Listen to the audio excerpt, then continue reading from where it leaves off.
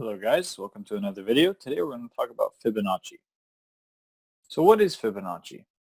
Fibonacci levels are more commonly used to spot the end of retracements and trend waves. They can be used to set stop losses and for take profits. The levels we'll use today are 23.6, 38.6, 50, 61.8, 70.5, and 78.6. The extended levels are 127, 161.8, and 261.8. Traders most commonly use fibs for entries, but we'll explore all the possibilities. To properly use Fibonacci, first we must know the direction of the trend.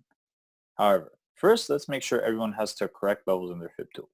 Make sure to put all the levels that we mentioned in the past slide in your Fibonacci properties. When looking to enter into an uptrend, you'll want to draw your fibs from a relevant swing low to the current swing high.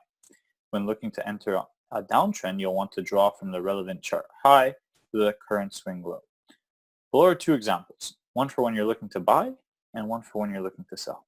Let's get into it. So here we have an example on USD/JPY on the daily chart.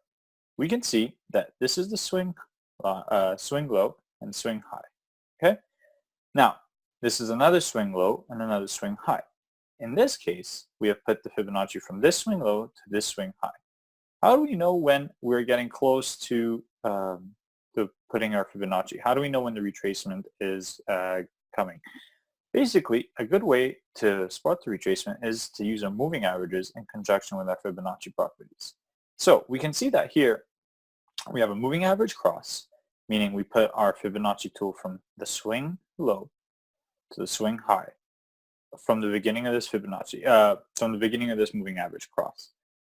So here we have the swing low again, and here we have the swing high. So we place our fibs from here to here, and we can see that our Fibonacci lines up perfectly with our moving averages as support and the 61.8, which is a key level which we'll get into later. We can see here that on the daily candle price action, we get a nice candle formation, and which lets us enter into a buy. This scenario, we have pound Aussie dollar. Okay, we're looking to short this pair. We can see that the moving averages have crossed. We know that we're looking for a short. How do we know when to put our fibs? And how do we know when to spot the lows and the highs? In this case, the high is here. Why is the high here? Because we can see we went from a bit of a consolidation move, right?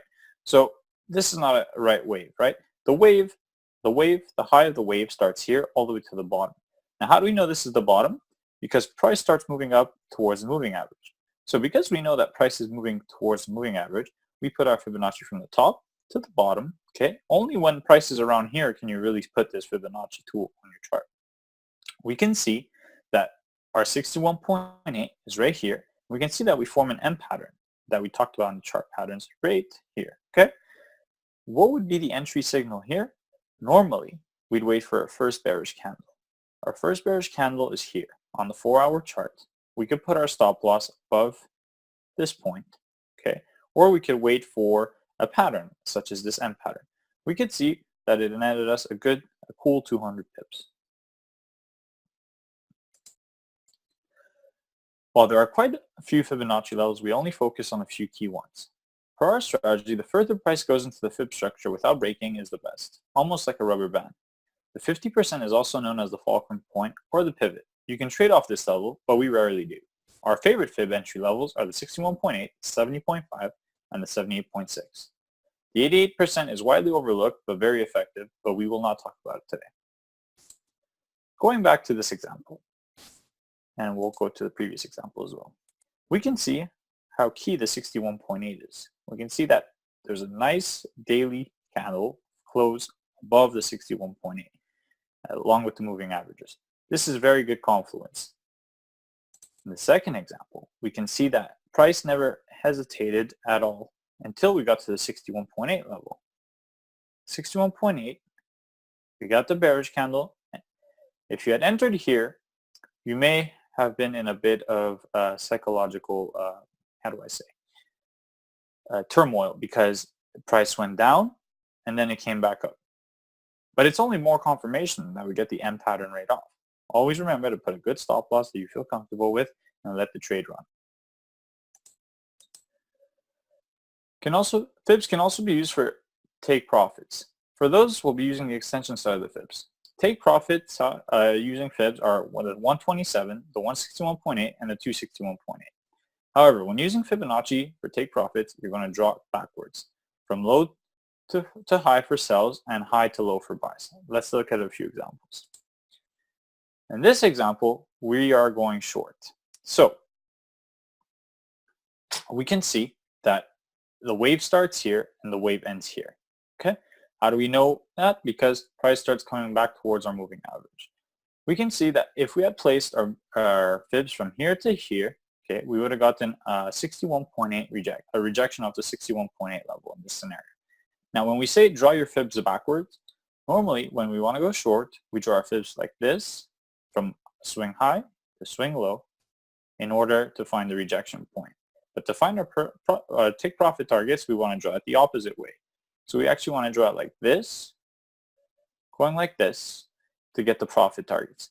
In this scenario, our 127 was hit, which is take profit 1, which means that off the 61.8, which would have been right around here, we get reversal all the way to the 127.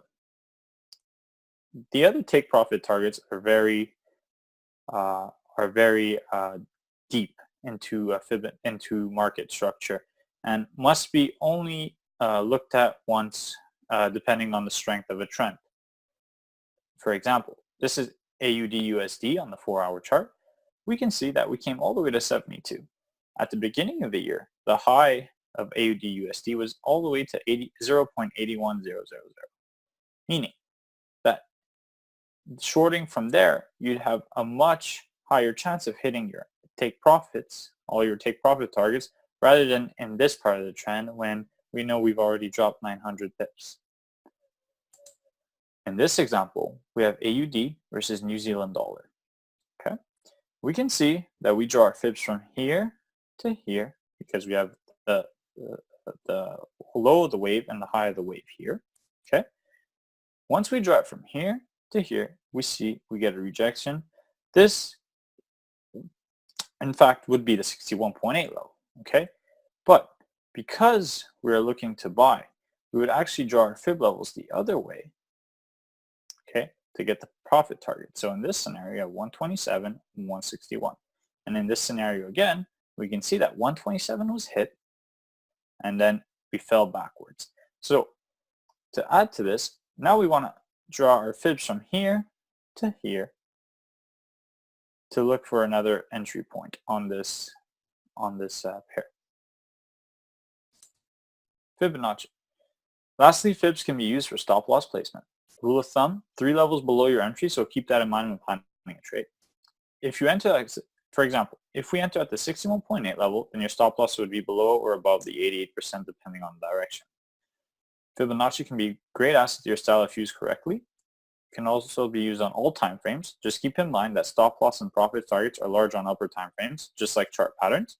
Fibonacci are very effective for placing buy and sell limits. Before using fibs on a live account, be sure to practice on demo. Let me just show you the stop loss. So if we were to take this, for example, okay, and we were to place our fibs from here to here, we'd see that we'd be around the 61.8 here. What does that mean? That means that if we want to start placing buy orders here, that means we want to place our stop loss 2 or 3 levels below. In this case, we'd have the 88% level. Why? Because we have the 70, we have the 78.8, and we have the 88. So put it on 10 pips under the 88, and then we can start calculating profit targets. Okay? Thank you for listening, guys, and I hope to see you in the next video.